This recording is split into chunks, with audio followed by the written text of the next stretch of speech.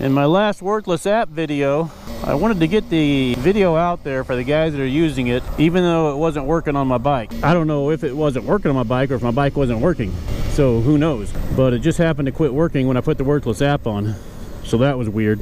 But we're going to troubleshoot through this thing. Everything went to complete hell on my fake Ducati. I was running the EV my favorite controller, the 108-2200, kind of an older one that I like a lot, real reliable. And my other favorite controller is probably the FarDriver ND96-2000. It's been super reliable, always works. Love that controller also. So FarDriver locked us all out. We know the story, but I'm going to show you how to get back into FarDriver. That's one of the points of this video. I'm going to show you how to get back into it and hook your stuff up to FarDriver if you still want to use the FarDriver app.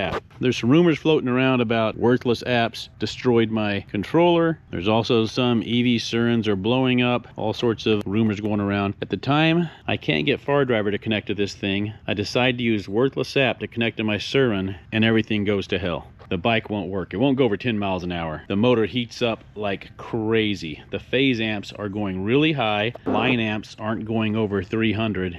And I'm just making heat. I can't even drive around the block. It won't go in reverse. All sorts of weird and freaky things are happening. So was it worthless app that did this to my bike? That would be the assumption. That's the first thing I did, and it started acting goofy. But I know enough to realize that worthless app is not giving me enough control to do that. So first step in troubleshooting, check your BMS. Make sure you didn't accidentally limit your BMS to only give you so many amps, but that wouldn't describe the heat, so I didn't suspect that really, but I did check it. The second thing I did, change the controller. Troubleshoot it like that. I've got my favorite controller in the world in here. The Surin, water cooled, but I have dicked it up beyond belief. I've been getting help from everyone. John Dong with Worthless Apps, Steve Bellevue. If you've heard of him, I've talked to him. The problem is I can't connect to my Surin, and we all know why. FarDriver's locked us out. That's been covered. Now I have this badass 96-2000 FarDriver I can use, but e-bike guy used it on his hub motor, and I can't get my FarDrivers to connect. So I can't get the settings in that one to work on this one. Well, why didn't I just leave this well enough alone? It was working so good. Well, I wanted to make a video on using the worthless app, and that all went to hell. You know me, I've got to make videos, phase cables heat up, nothing's working right. I'm not blaming the worthless app. I've tried it with the -R app also. So I don't know if I've destroyed this controller completely, or if it's all the other apps I'm trying to run just don't work with it. I don't know what the issue is. But this is the one I was beating GSXR 750s on. It's a damn good controller. But right now, it's a 200 amp, 10 mile an hour wonder. So my only option now is to pull this out, put the FarDriver back in, and figure out how to connect to a FarDriver. I learned this trick in heart valve bypass surgery class. And I know P at EV Surin is actively developing an app to use for these, but we're going to see if I can make the FarDriver work. Now there's a lot of know-it-alls in this business, and they're all good guys, and they all know a lot. But when things get bad and we can't figure it out, there's only one guy I go to. His YouTube channel is IMHO. It's dreadfully boring to watch. He never talks. He just shows data. He just shows the fact. He's an engineer, like a professional engineer, retired, but he knows more about this shit than anyone. And he is always right. So since this was set up for a hub motor, because e-bike guy was using it, I had to change it all back. And that's a problem. I couldn't connect to it. You know, 16 AN, phase exchange on, 4 pole pairs, things like that. So this whole disaster started when I broke my phone. So I downloaded the new FarDriver app, and you guys all know how that's going. But what I did, I got this version of the app from Lou. I'll try to put it in the remarks section. But I've got app version 2.4.9, so it's pretty freaking old. It may look a little bit different than you're used to also. Some of the settings are different. I deleted the old ones first, or the new ones I should say. Loaded the app. I've got data and Wi-Fi off. It's gonna come up with this, and it's gonna come up with that. And you think, oh, I've got to connect to the internet to use my app. I just hit return. Then over here to COM, I didn't even log in. I just hit that. Get the motor, connect. I'm connected. Now this is typically what you see on the newer app, and then you go back in here, and while it shows connected, when you try to change something, you can't.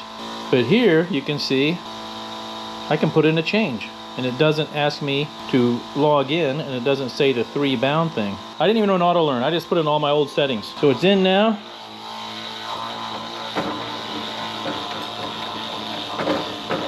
not working. I wasn't getting any kind of Hall error or anything on the dashboard of the Far Driver app or the Worthless app, but I still wanted to test the Hall sensor, and it tested good. Let me show you the Hall sensor test. You get these little things on eBay, AliExpress. They're cheap. I think they're like in the $10 range. But you hook that to your Hall sensor wire. We'll do that on this bike. I'm just going to hook this to it. You turn it on. There's a little 9-volt battery inside there. And when you spin this wheel either way, you'll see the Hall sensors detecting that position of the wheel and displaying it for you. They go back and forth in an even. None of those lights get skipped. When I go backwards, same thing. No lights getting skipped. So that is a pass. So my next step is to test the motor. I don't know if that motor is good. Did I destroy the motor somewhere at the exact same time I went to Worthless app? Let me explain this motor test on this hub motor right here. It works for any motor. Now this motor has 6 phase cables. So 2 yellows, 2 greens, 2 blues. If you have this, you're gonna have to treat these both as one cable. If you just have the 3 phase cables like my fake Ducati has, well, it's easy, you just have the one cable to deal with. The wheel spins freely. Just sitting here. Very nice. If I touch yellow to green, the wheel is now going to be hard to spin and it's going to feel ratchety. You're going to feel those notches in there. It's hard to turn and it'll work forwards or backwards. That's my disc brake squeaking if you hear that. But it's really hard to turn and it's ratchety. Now I can go yellow to blue. Same exact thing. Hard to turn and ratchety.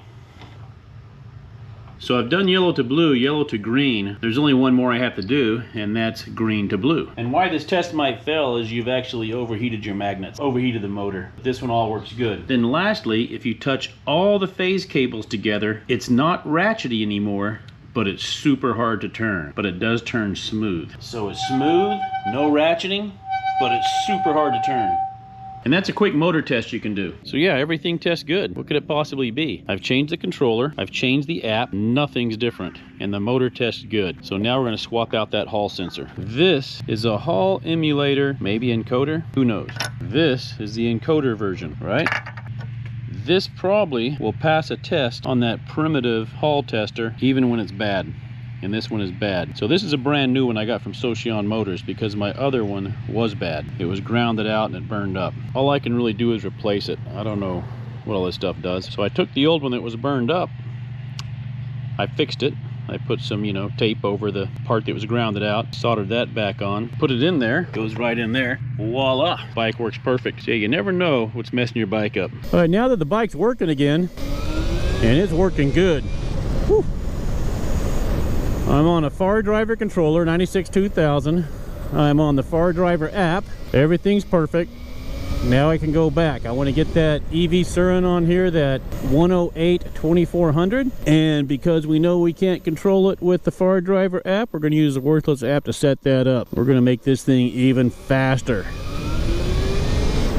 The point is, there's so many things that can go wrong on your e-bike. It's exhausting how much crap can fail. So don't jump to a conclusion right away on what it is and who screwed your e-bike up. Keep working through it till you find the problem. Don't get hyper-focused on it being something, because if I was hyper-focused on maybe the app, then I would never have solved the issue. So you've got to check everything, go through the steps. This e-stuff is still new, still kind of sketchy, and not that reliable. Yeah, this turned out to be a Socion motor problem. That's the second time I've had issues with their encoder.